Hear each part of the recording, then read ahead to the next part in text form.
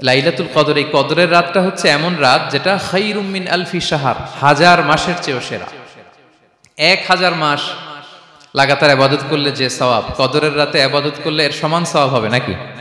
সমান হবে না। আল্লাহ তাআলা বলেছেন খায়রুম মিন আলফি শাহর, না, এর চেয়েও শ্রেষ্ঠ, এর চাইতেও বেশি।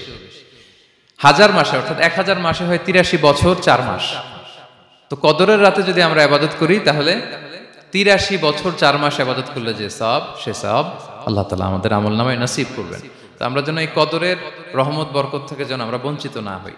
তো রাসূল সাল্লাল্লাহু আলাইহি ওয়াসাল্লামকে সান্ত্বনা দেওয়ার জন্য যে হে নবী আপনি চিন্তিত হবেন না, বনি ইসরাইলের অনেক লোক 1000 বছর হায়াত পেয়েছে, শত শত বছর ইবাদত করেছে, জিহাদ করেছে, তারা হায়াত পেয়েছে বেশি কিন্তু তারা কদর পায়নি। আর আপনার উম্মতকে আমি হায়াত দিয়েছি কম কিন্তু তাদেরকে কদর দিয়েছি। সুবহানাল্লাহি বিহামদি, লাইলাতুল কদর দিয়েছি, যে কদরের রাত 1000 মাসের চেয়েও সেরা। তো এই কদরের রাতকে আবার লাইলাতুন মুবারাকাও বলা হয়েছে। ইন্না আনসালনাহু ফি লাইলাতিন মুবারাকা, এটা বরকতময় রাত। ফিহা ইউফরাকু কুল্লু আমরিন হাকিম, সব বিজ্ঞচিত প্রাজ্ঞচিত বিষয়ের ফয়সালা হয়। এটা বেসিক্যালি একটা বাজেট রাত বলা যায়। এ রাতে আগামী 1 বছরে আমাদের কি ঘটবে না ঘটবে আল্লাহ তাআলা এটার বাজেট করেন, এটাকে রিভাইজ করেন। সো এই রাতটা অনেক গুরুত্বপূর্ণ। তো এই কদরের রাত এটা কবে, এটা স্পেসিফিক ছিল, মানে সুনির্দিষ্ট ছিল। রাসূল সাল্লাল্লাহু আলাইহি ওয়াসাল্লাম আমাদেরকে জানাতে চেয়েছিলেন কবে, কিন্তু রাসূল সাল্লাল্লাহু আলাইহি ওয়াসাল্লাম জানাতে পারেননি। সহিহ বুখারীতে এসেছে যে রাসূল সাল্লাল্লাহু আলাইহি ওয়াসাল্লাম খারাজান নবী সাল্লাল্লাহু আলাইহি ওয়াসাল্লাম লিয়ুখবিরানা বিলাইলাতিল কদর। উবাদা ইবনে সামিত রাদিয়াল্লাহু তাআলা আনহু বলেন রাসূল সাল্লাল্লাহু আলাইহি ওয়াসাল্লাম আমাদেরকে জানাতে বের হয়েছিলেন যে কবে কদরের রাতটা। ফাতালাহা রাজুলান মিনাল মুসলিমিন, হঠাৎ মুসলমানদের মধ্য থেকে দুইজন ঝগড়া লাগলো, তর্ক লাগলো আর কি। রাসূল সাল্লাল্লাহু আলাইহি ওয়াসাল্লাম হঠাৎ করে ওই ঝগড়ার দিকে খেয়াল করলেন, ওইদিকে খেয়াল করে ওই তারিখটার কথা তিনি ভুলে গেলেন। ফারুফিআত, রাসূল সাল্লাল্লাহু আলাইহি ওয়াসাল্লাম বললেন আমার হৃদয় থেকে, অন্তঃকরণ থেকে এটাকে উঠিয়ে নেওয়া হবে। এখন আমি মনেই করতে পারছি না এটা কি 23 না 25 না 27 না 29, আমি মনে করতে পারছি না। এজন্য রাসূল সাল্লাল্লাহু আলাইহি ওয়াসাল্লাম বলেছেন যে তবে আমি এতটুকু মনে করতে পারছি, ফালতামিসুহা ফিল আশরিল আওয়াখিরি ফিল ফিত্রি, রমাদানের শেষ দশকের বেজর রাত্রিগুলোতে তোমরা কদর তালাশ করো। বেজর রাতে যদি তোমরা কদর তালাশ করো তাহলে এই কদর সুনিশ্চিতভাবে তোমরা পাবে। তো এই জন্য স্কলাররা সবসময় বলেন যে লাস্ট 10 days অফ রমাদান খুব গুরুত্বপূর্ণ, সবচেয়ে the cream time of Ramadan. I repeat, এটা রমাদানের একেবারে মাহেন্দ্রক্ষণ। এই 10 দিনের যে কোনো 10 রাতের যে কোনো রাত কদর হয়ে যেতে পারে, বিশেষ করে অড নাইটস গুলো 21, 23, 25, 27 এবং 29, যে কোনো দিন হয়ে যেতে পারে কদর। সো বুদ্ধিমানের কাজ হচ্ছে আমরা যেন রমাদানের শেষ 10 রাতে লাগাতার একইভাবে একই স্পিডে আমরা যেন ইবাদত করি। কোন রাতে বেশি করলাম, হয়তো 27-এর রাতে আমি খুব ভাব গাম্ভীর্য নিয়ে, খুব আবেগ নিয়ে ইবাদত করলাম, কিন্তু হয়ে যেতে পারে যে এবছর কদর ছিল 25-এর রাত, হতে পারে না?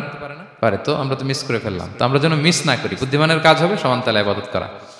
এবং এটা এত গুরুত্বপূর্ণ, রাসূল সাল্লাল্লাহু আলাইহি ওয়াসাল্লাম এত এমফাসাইজ করে কোন রাতের কথা বলেনি।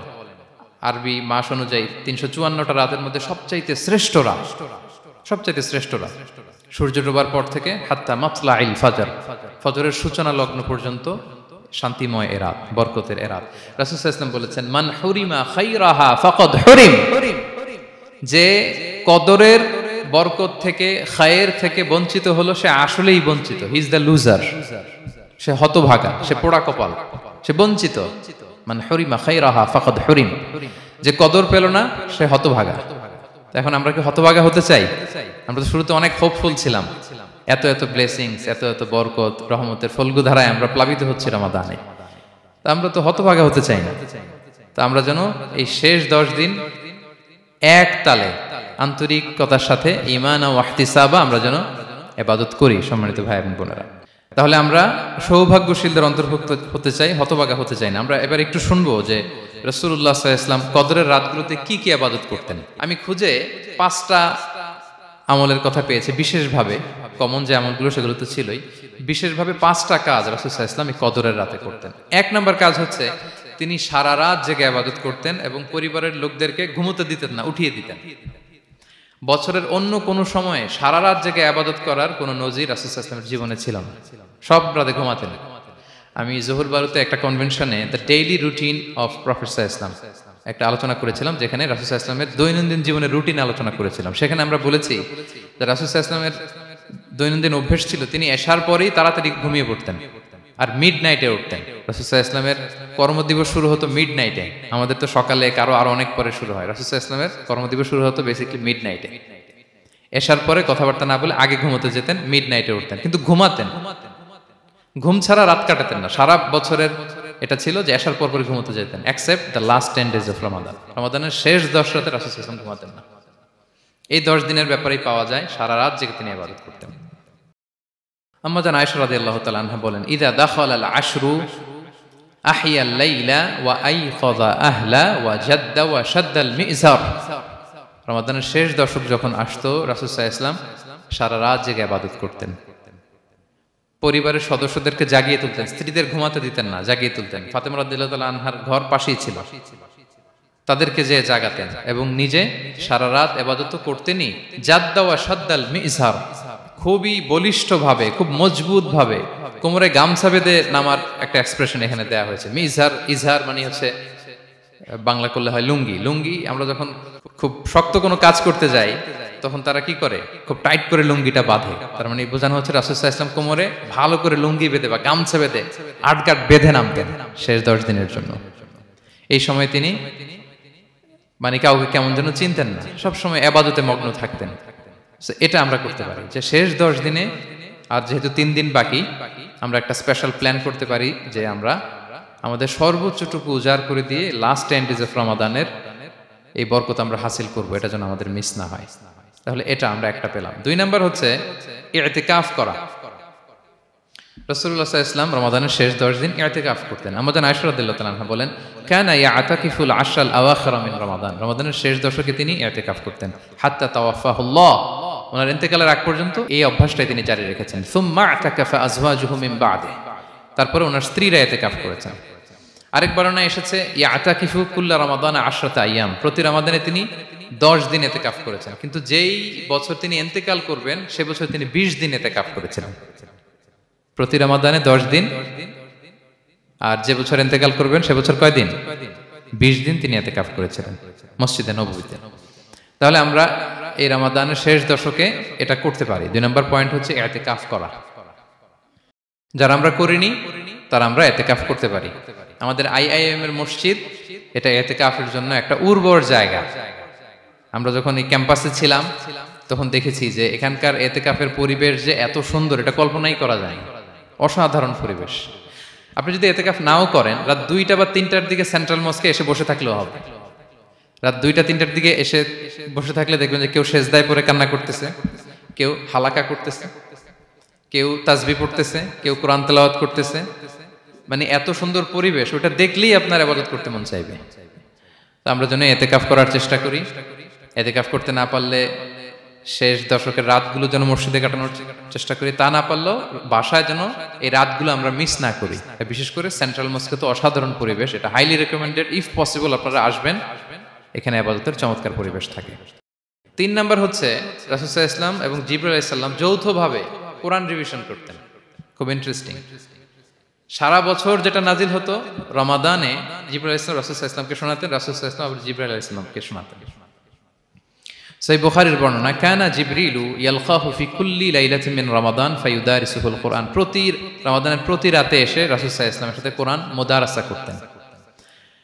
সহিহ মুসলিমের বর্ণনায়, আন্না জিবরিল কানা ইউআরিদুহু বিল কুরআন কুল্লা আমিন মাররা। প্রতি বছর রমাদানে একবার শোনাতেন বা শুনিয়েছেন। যে বছর তিনি ইন্তেকাল করবেন তিনি 2 বার শুনিয়েছিলেন। আরাদা ইউআরিদু, মানে এটা ফ্রম বোথ সাইড। আরবি শব্দটা এমন যে জিবরাইল আলাইহিস সালাম শোনাতেন, এরপর রাসূল সাল্লাল্লাহু আলাইহি ওয়াসাল্লাম জিবরাইল আলাইহিস সালামকে শোনাতেন। কোরআন রিভিশন করা। তো এই শেষ দশকের রাতগুলোতে আমরা যেন বেশি বেশি কোরআন পড়ি। কোরআন তেলাওয়াত, কোরআনিক রিসাইটেশন হতে পারে, কোরআনের অর্থ পড়া হতে পারে, তাদাব্বুরে কোরআন হতে পারে, কোরআনের হালাকায় জয়েন করা হতে পারে। ইন ইটস এনি ফর্ম আমরা যেন কোরআনের সাথে অ্যাটাচমেন্টটা বাড়াই লাস্ট 10 days অফ রমাদানে। 4 নাম্বার কিয়ামুল লাইল করা। রাসূল সাল্লাল্লাহু আলাইহি ওয়াসাল্লাম কিয়ামুল লাইল করতেন এবং কিয়ামুল লাইল শব্দটাকে রাসূল সাল্লাল্লাহু আলাইহি ওয়াসাল্লাম কদরের সাথে জুড়ে দিয়েছেন। সহিহ বুখারীর বর্ণনায় তিনি বলেছেন, মান কামা লাইলাতাল কদরি ঈমানা ওয়া ইহতিসাবা গুফিরা লাহু মা তাকদ্দামা মিন যামবি। কদরের রাতে যে কিয়ামুল লাইল করে বিশ্বাস নিয়ে এবং নাজাতের প্রত্যাশা নিয়ে, তার পূর্বের সমস্ত গুনাহ আল্লাহ তাআলা ক্ষমা করে দিবেন।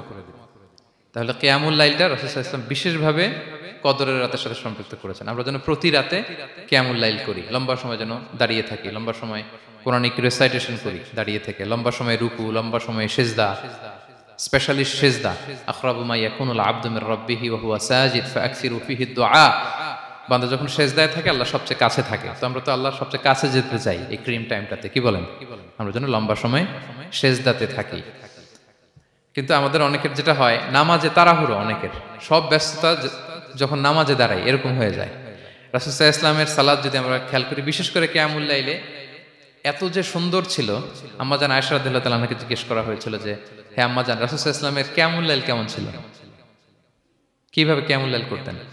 আম্মাজান আয়েশা দেখেন ওনার এক্সপ্রেশনটা কত সুন্দর। তিনি বলেছেন, ফালা তাসআল আন হুসনিহিন্না ওয়া তুলিহিন্না। রাসূল সাল্লাল্লাহু আলাইহি ওয়াসাল্লামের কিয়াম যে কত সুন্দর ছিল, কত লম্বা ছিল, আমায় জিজ্ঞেস করো না, আমি বলতে পারবো না। আমরা অনেক সময় যখন খুব বেশি চমৎকার কিছু হয় তো আমরা কি বলি, ভাই এত সুন্দর ছিল, আমি বোঝাতে পারবো না। এরকম বলি না যে এত অসাধারণ, আমি বলে বোঝাতে পারবো না। বাংলাতেও কিন্তু আমরা বলি এত চমৎকার, বলে বোঝাতে পারবো না, শব্দের বুননে, ভাষার বুননে আমি ফুটিয়ে তুলতে পারবো না। তো আম্মাজান আয়েশা এটাই বলেছিলেন, ফালা তাসআল আন হুসনিহিন্না ওয়া তুলিহিন্না।